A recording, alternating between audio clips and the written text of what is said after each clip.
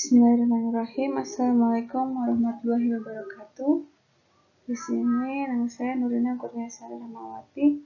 Saya ingin mempresentasikan materi filsafat matematika dan pendidikan matematika tentang kelompok dan ideologi puris. Yang akan dibahas dalam bab ini yaitu tentang aliran humanis lama yang meliputi ideologi absolut relativistik terpisah, kaum humanis tua sebagai relativis absolutis terpisah, kaum humanis lama matematika, tujuan matematika dan ideologi humanis kuno, kemudian kritik terhadap pandangan humanis kuno matematika. Yang kedua yaitu tentang para pendidik progresif. Yang akan dibahas yaitu tentang menghubungkan ideologi absolut relativistik, tradisi progresif sebagai penghubung absolut relativistik, kemudian tradisi progresif dalam pendidikan matematika, ideologi pendidikan terhadap matematika progresif, dan sebuah kritik terhadap tujuan pendidik progresif. Untuk yang pertama yaitu aliran humanis lama. Yang akan dibahas tentang ideologi absolut relativistik terpisah, yaitu tentang kumpulan nilai moral. Pemisahan perspektif memfokuskan pada hukum dan peraturan serta pemusatan perhatian dan ditujukan pada pengetahuan. Penalaran moral berdasarkan kebenaran, kejujuran, dan keadilan buta. Keputusan moral dihasilkan dari kebenaran, nilai-nilai hukum yang dapat disetujui oleh semua individu, mengubah atau menciptakan sebuah masyarakat yang dirancang untuk memiliki keadilan dan kebiasaan yang bermanfaat. Nilai-nilai ini dapat mengandung kebenaran sebelumnya, yaitu kebenaran ditegakkan oleh dasar kebenaran, nilai dan kontrak sah masyarakat, bahkan ketika mereka berkonflik dengan peraturan yang konkret dan hukum kelompok.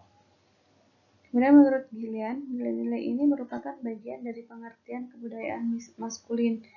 Hal ini memberikan kedudukan tinggi dalam kemutlakan, standar rasional, dan alasan yang murni, juga mendorong ke arah penolakan manusia dari unsur-unsur peradilan yang mengurangi kejujuran dan keduniawian. Masih lanjutan tentang nilai moral, moralitas kebenaran disebut sebagai persamaan dan pemusatan pengertian keadilan.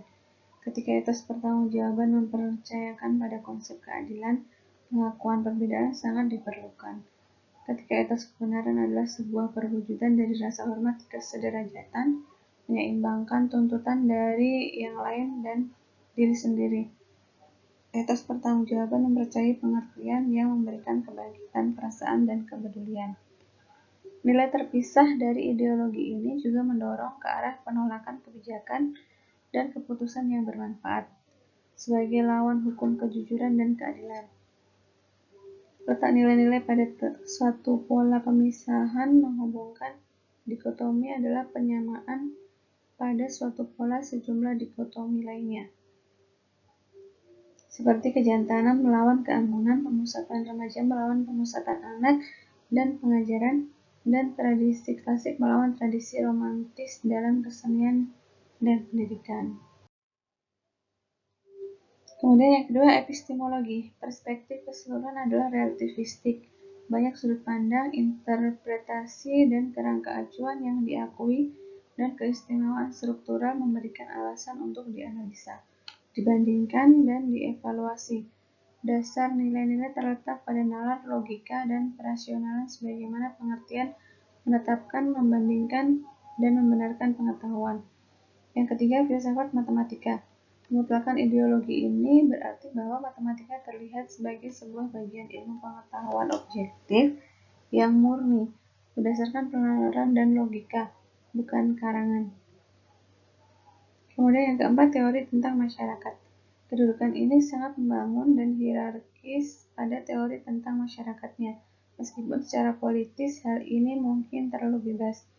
Di atas semua itu, hal ini menilai pengetahuan dan tradisi budaya barat demi kepentingan sendiri dan berusaha mempertahankannya, khususnya terkait dengan budaya penganut paham elit murni pada kelas berpendidikan menengah ke atas. Selanjutnya tentang teori anak, seperti sebuah pandangan yang melihat seseorang yang ditentukan oleh karakter atau sifat menurun mereka. Konservatif ini termasuk dalam penipisan bentuk ideologi lingkungan anak-anak pada tradisi sekolah dasar. Anak-anak bagaikan malaikat yang jatuh dan ember kosong. Bagaimanapun, menurut ideologi ini, susunan halus dapat dilemahkan melalui pembangunan karakter dan pendidikan melalui sebuah pembukaan terhadap budaya tradisional. Tujuan dari pendidikan. Pusat dari tujuan pendidikan untuk kedudukan ini adalah penyebaran pengetahuan murni dan budaya tinggi serta nilai yang menyertainya. Sehingga tujuan dari pendidikan adalah untuk menghasilkan seseorang yang berpendidikan budaya dengan sebuah pengapresian budayanya dan kekuatan dan perasaan diskriminatif yang menyertainya. Hanya kaum minoritas yang akan menerima hal ini. Mereka yang melawan pemerintah dan masyarakat yang memimpin. Kemudian selanjutnya itu kaum humanis tua sebagai relativis absolutis terpisah. Menurut William, mengidentifikasi ahli lama yang menilai para ahli meneliti untuk diri mereka sendiri. Banyak penelitian telah menggunakan matematika sejak dulu. Plato sebagai contohnya menganjurkan penelitian tentang kedisiplinan murni dengan kekuatan pembentukan mata batin dari bahan dunia sebagai objek berpikir murni. Hanya subjek murni, termasuk matematika, yang dianggap sebagai bahan yang tepat untuk dipelajari, ilmu yang disarankan, dan keterampilan penuntun. Semuanya cukup merendahkan. Kurikulum ini bertahan sebagai bagian pembelajaran pada universitas-universitas baru seperti Oxford dan Cambridge sekitar abad ke-14. Beberapa pelajaran diolah untuk dirinya sendiri. Bagaimanapun, hal ini juga menyediakan akses pada keadaan dan kekuatan. Selama pembangunan kembali pada kekuasaan Aristoteles dan orang-orang gereja di dunia terpelajar semakin menyusut. Pengaruh Plato dan ide-ide novel lainnya tumbuh. Kutipan ini mengindikasi asal-usul dari nama ahli lama, meskipun pusat ide dari tradisi telah hampir selama 2000 tahun. Sekitar pertengahan abad terakhir, penyensor junior dari gereja Kristen Oxford mengindikasi kelanjutan pegangan tradisi dalam penjelasannya tentang penelitian awal pada mahasiswa. Unsur pusat dari ideologi ini adalah bahwa pendidikan dan pengetahuan adalah baik. Young mengidentifikasi para ahli lama sebagai bagian dari ideologi budaya. Tujuan perkuliahan adalah sebuah kecakapan, kepercayaan, dan pada kebudayaan, peradaban, dan kecaman yang tak memihak. Fungsinya adalah untuk membudayakan, memperbaiki dengan kesadaran diri untuk membuat kebudayaan. Pengetahuan manusia yang diwujudkan dalam kebudayaan tinggi terlihat berharga pada hakikatnya dan tentunya untuk membenarkan sistem kasta. Beberapa pernyataan meniru gaya dosen-dosen Universitas Oxford dan Cambridge yang menolak bahan praktek dengan memihak alasan murni dan kebudayaan. Para ahli lama juga menganut pandangan kurikulum klasik. Para ahli lama menolak bahwa kesehatan spiritual manusia bergantung pada sejenis pendidikan yang lebih dari sekedar pelatihan untuk pekerjaan khusus. Kemudian tujuan matematika dan ideologi humanis kuno. Pertama, tentang tujuan pendidikan matematika. Tujuan kelompok ini untuk pendidikan matematika adalah penerapan para ahli lama pada matematika, sebuah perhatian dengan penyebaran ilmu matematika, budaya, dan nilai. Kemudian tujuan yang kedua adalah untuk menyebarkan matematika murni dengan perhatian pada struktur, tingkat konseptual, dan kekuatan subjek. Tujuan yang ketiga adalah untuk mengajar matematika pada nilai intrinsik sebagai sebuah bagian pusat warisan manusia, budaya, dan penghargaan intelektual. Kemudian teori pengetahuan matematika sekolah. Matematika sekolah dimengerti sebagai kedisiplinan diri, sebuah kemurnian struktur hierarkis tubuh penghidupan diri dari pengetahuan objektif. Teori ini dilengkapi dalam berbagai buku matematika dan skema. Kemudian yang ketiga, teori pembelajaran matematika. Teori pembelajaran memperhatikan persepsi dan pengertian dalam arti luas. Yang keempat, teori pengajaran matematika. Peraturan guru menurut perspektif ini adalah sebagai pengajar dan penjelas, menghubungkan struktur matematika dengan penuh arti. Kemudian yang kelima, teori sumber pendidikan matematika. Ideologi puris cenderung melarang pandangan sumber-sumber yang tepat untuk sekolah matematika. Yang keenam, teori kemampuan matematika. Menurut pandangan ini, bakat matematika dan kecerdasan pikiran diwariskan, dan kebiasaan yang berhubungan dengan matematika dapat diidentifikasi dengan kecerdasan murni. Yang ketujuh, teori penilaian pendidikan matematika. Menurut teori ini, bentuk penilaian pendidikan matematika melibatkan sebuah metode jarak, namun penilaian sistematis membutuhkan ujian tambahan. Kemudian yang kedelapan, teori perbedaan sosial dalam pendidikan matematika. Matematika dipandang sebagai kemurnian dan tidak berhubungan dengan permasalahan sosial, sehingga tidak ada ruang yang diizinkan untuk jalan perbedaan sosial. Ya, berikutnya tentang kritik terhadap pandangan humanis kuno matematika, yaitu pertama tentang kritik terhadap ideologi. Pokok ideologi para ahli lama adalah membuka sejumlah kecaman. Yang pertama, terdapat pandangan kemutlakan murni matematika yang menyangkal hubungan antara matematika murni dan penerapannya. Kedua, akademis menara gading dan perkumpulan kaum elit dari kedudukan ini secara moral tak sehat. Ketiga, ada asumsi yang tidak tepat dari pandangan tetap kemampuan manusia, berhubungan dengan percontohan dan pandangan kaum elit tentang sifat dasar manusia dan masyarakat. Yang kedua, tentang hasil pendidikan negatif. Pertama, ada permasalahan yang membendung dari pandangan bahwa puncak kurikulum matematika. Kedua, matematika ditampilkan pada pelajar sebagai sesuatu yang objektif, tambahan, dingin, keras, dan terpencil. Yang ketiga, asumsi bahwa kemampuan matematika ditetapkan oleh keturunan, merugikan mereka yang tidak dijuluki berbakat matematika. Kemudian yang kedua, tentang para pendidik progresif, menghubungkan ideologi absolut relativistik tentang satuan nilai moral. Nilai moral kedudukan ini merupakan nilai penghubung, etis tanggung jawab bersandar pada konsep keadilan, pengenalan perbedaan dalam kebutuhan.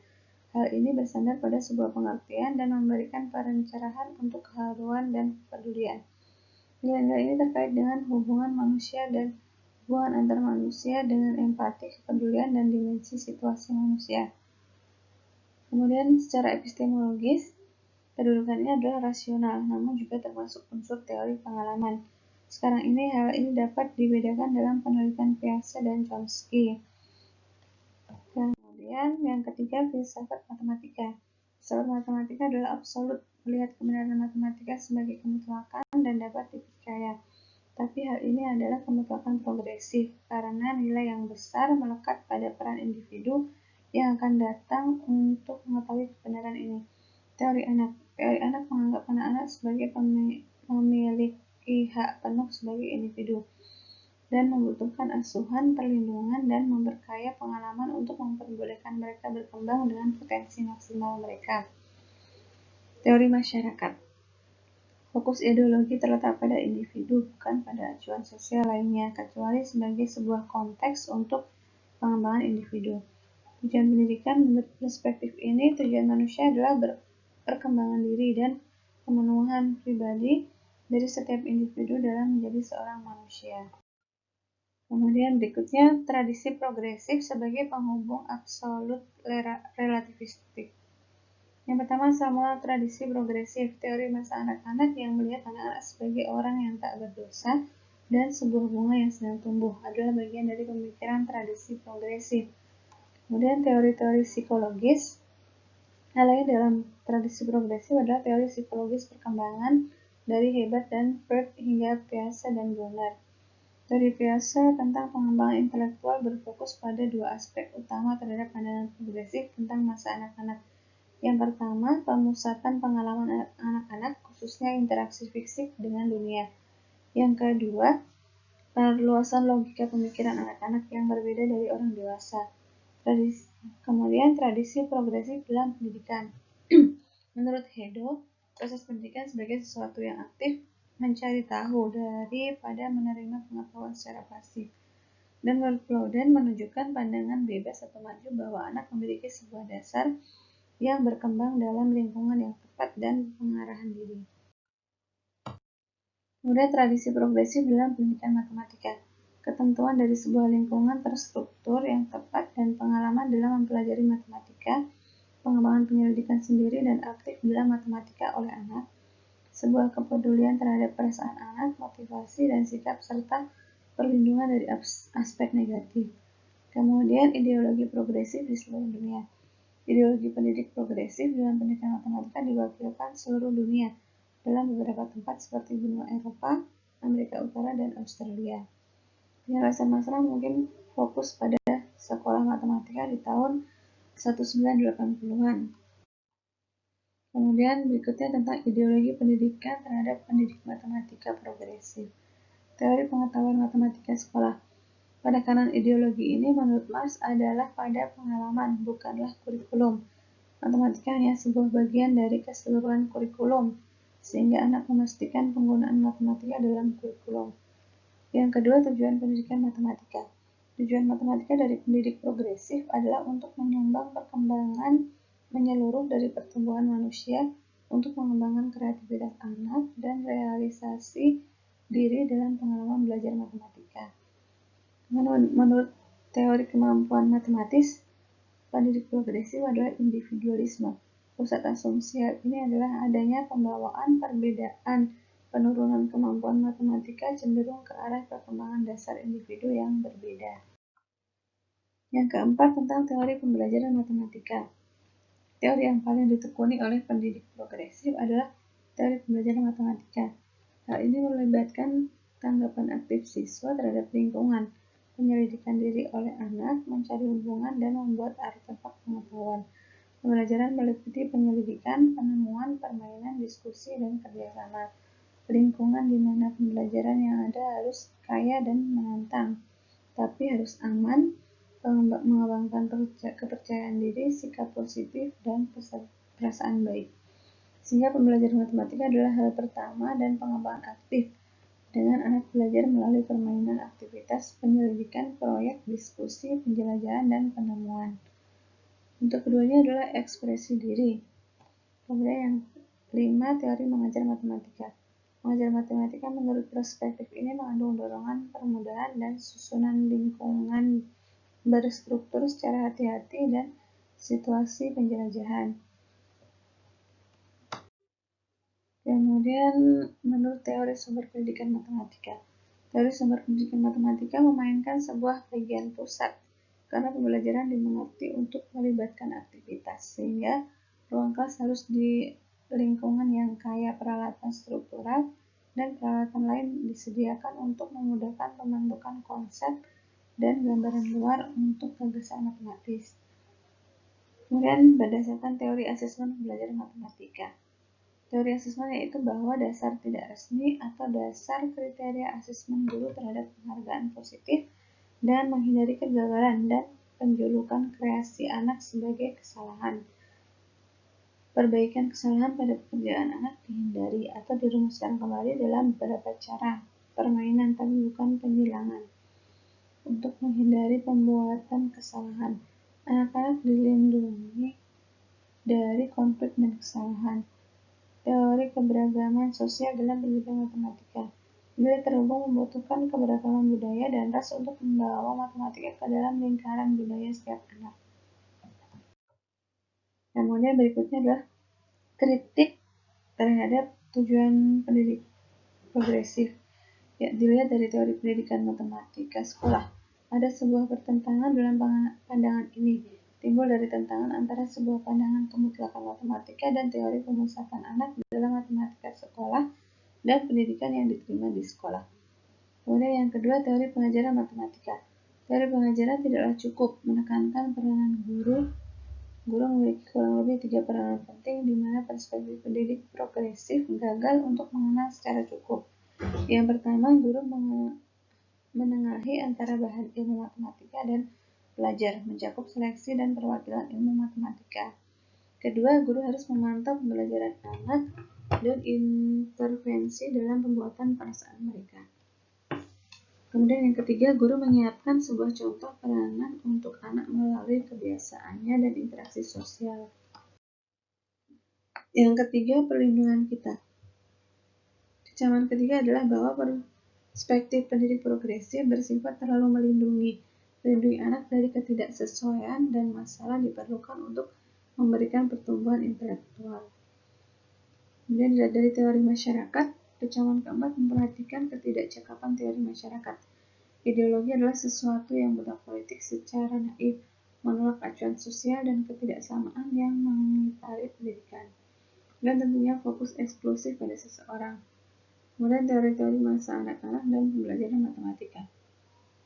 Kecaman kelima adalah bahwa teori tentang masa anak-anak dan dasar pembelajaran anak merupakan romantisasi berlebihan, tidak nyata dan berdasarkan pada asumsi tak menantang dan teori-teori. Anak-anak bukanlah orang tanpa salah maupun bunga yang tumbuh. Oke, jadi setelah mempelajari tentang kaum humanis kuno dan para pengajar progresif, di sini ada beberapa catatan yang perlu diperhatikan, yaitu yang pertama, sebagaimana pendapat Cooper, ada sebuah unsur dari ketertarikan diri di balik tujuan-tujuan ini. Kemudian sebuah pengaruh kunci, tidak mewakili perhimpunan, adalah pendidik progresif.